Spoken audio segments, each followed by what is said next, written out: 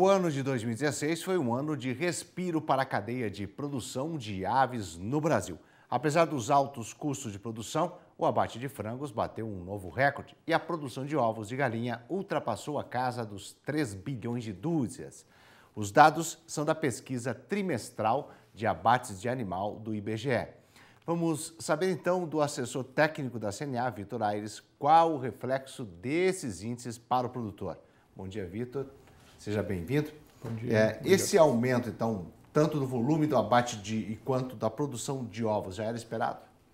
Era esperado, né? Os setores realmente, quando a gente fala em tanto carne de frango quanto o consumo de ovos, são proteínas muito baratas, muito acessíveis ao consumidor. Então, a gente não consegue enxergar o Brasil nunca reduzindo sua produção, mas continuando crescendo fortemente, né, ao longo dos anos. Só se esperava um pouco mais de crescimento na produção de carne de frango. De ovos realmente superou muito as expectativas, foi muito bom para o setor de ovos especialmente.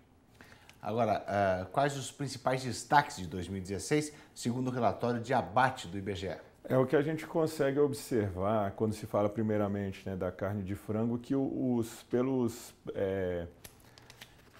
pelos altos índices, né, pelo alto custo da produção, que é milho e soja, né, na ração dos animais, deu para perceber que não se cresceu tanto em produção quanto se cresceu no número de abate. Foi um crescimento um pouco singelo, né, deu para perceber que as integradoras, as grandes indústrias reduziram um pouco sua oferta de produto, que a gente vinha crescendo a 4% ao ano. Então, dessa vez crescemos, quando se fala em produção de carcaça, apenas 0,8%.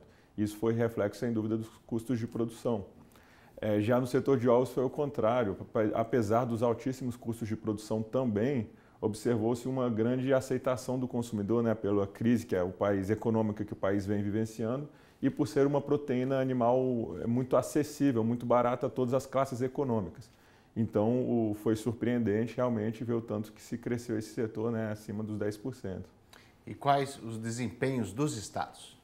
O frango a gente observou que tivemos no passado, na segunda quinzena, no segundo semestre do ano passado, a gente teve alguns problemas com exportação de carne de frango. Então, quando a gente observa o abate nos estados, a gente vê que enquanto alguns cresceram singelo, outros diminuíram um pouco, como foi o caso de Santa Catarina, Mato Grosso do Sul, Distrito Federal, tiveram uma pequena redução do abate. E foi exatamente por um problema de protocolos, né, de procedimentos mais burocráticos que a China impôs aí às nossas importações. Então, eles tiveram que reduzir um pouco o seu abate, mas isso não refletiu dessa forma assim, tão negativamente ao setor. E qual foi o desempenho das exportações? As exportações a gente realmente foi muito boa, né? A gente exportou 4% a mais do que havia exportado no ano anterior, né? Chegamos lá na casa das 4 milhões de toneladas de carne de frango exportada aí mundo afora, com um grande destaque para a China. A China realmente passou a importar 100%, cento e poucos por cento a mais do que ela exportava de nós. Ela virou um grandíssimo mercado para a gente. Então ela saiu do quinto do ranking dos principais importadores nossos e chegou então a segundo. Poderia ter sido melhor também. Mas a gente viu uma redução, apesar de aumento do volume, a gente viu uma redução na receita com as exportações de 4%, né? Chegamos a 7 bilhões de dólares. E isso aí foi mais por uma questão de preço internacional das carnes, que o ano passado foi um ano um pouco frio. Esse ano a gente já está vendo recuperação, vai ser melhor esse desempenho. Tá certo. Assessor técnico da CNA, Vitor Aires, muito obrigado pela participação. Tenha um bom dia. Bom dia a todos.